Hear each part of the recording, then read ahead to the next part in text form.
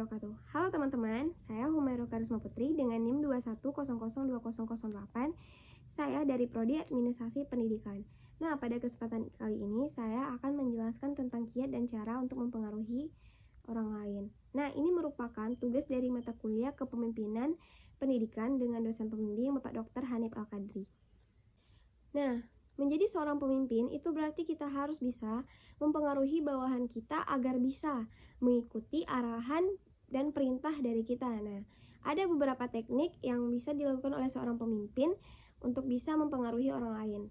Nah, untuk teknik yang pertama itu ada namanya teknik rational persuasion. Teknik ini adalah siasat untuk meyakinkan orang lain dengan menggunakan argumen yang logis dan juga rasional.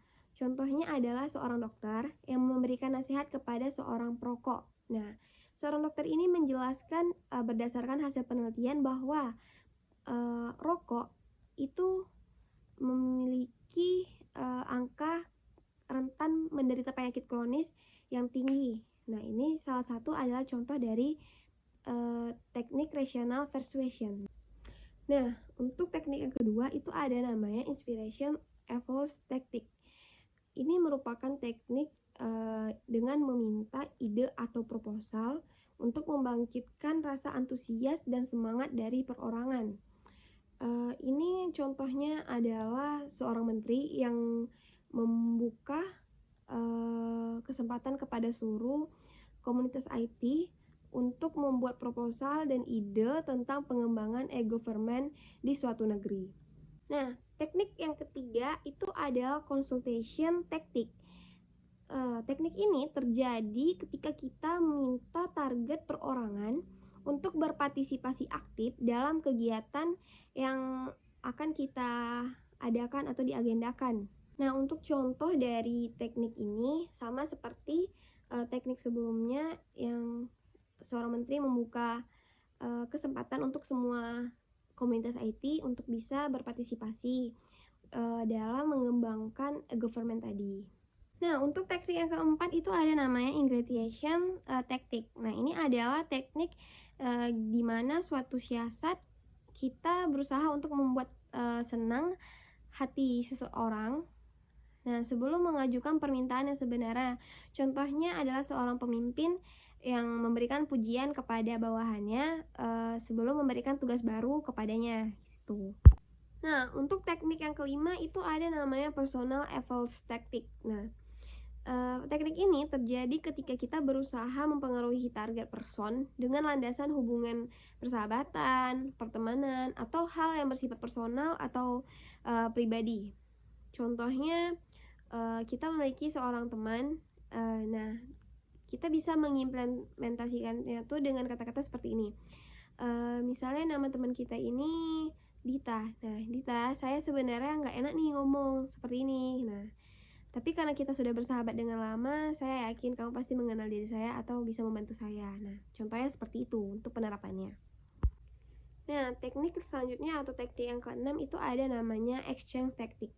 Nah, teknik ini mirip dengan teknik personal eval tadi, namun bedanya di sini sifatnya bukan karena hubungan semata, namun karena adanya proses pertukaran pemahaman terhadap kesukaan, kesenangan, hobi, dan juga sebagainya di antara seorang pemimpin atau dengan target yang ingin dipengaruhinya.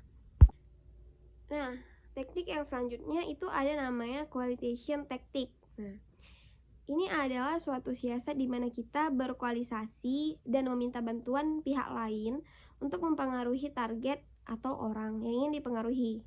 Nah, strategi kemenangan karena jumlah pengikut dipakai dalam situasi ini atau siasat ini.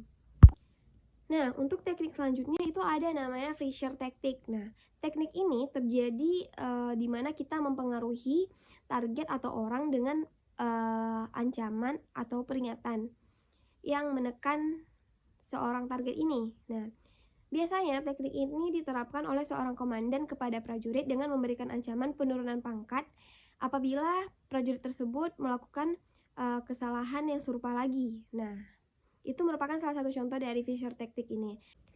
Nah, untuk teknik yang terakhir, ini ada namanya teknik legitimizing tactic. Nah, teknik ini adalah suatu siasat di mana kita menggunakan otoritas atau kekuasaan dan kedudukan kita untuk mempengaruhi target yang akan dipengaruhi.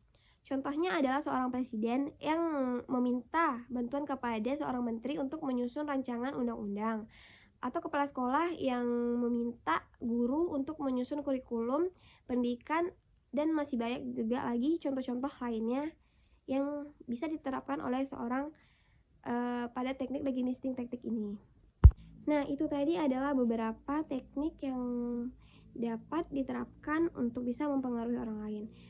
Ada beberapa cara juga untuk mempengaruhi orang lain, seperti yang pertama mengenali diri kita sendiri dan juga tim. Dan yang kedua adalah menyebarkan energi positif dan sikap yang positif. Yang ketiga adalah membuat keputusan dengan percaya diri. Yang keempat, memberikan kepercayaan kepada bawahan atau orang lain dalam bentuk legalasi. Yang kelima adalah menjaga kepercayaan dan janji yang telah diucapkan.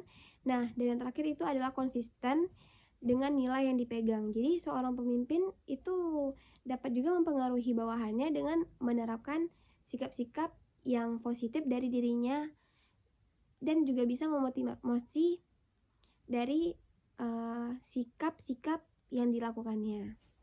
Baiklah teman-teman, cukup sekian yang dapat saya sampaikan tentang cara dan teknik untuk bisa mempengaruhi orang lain.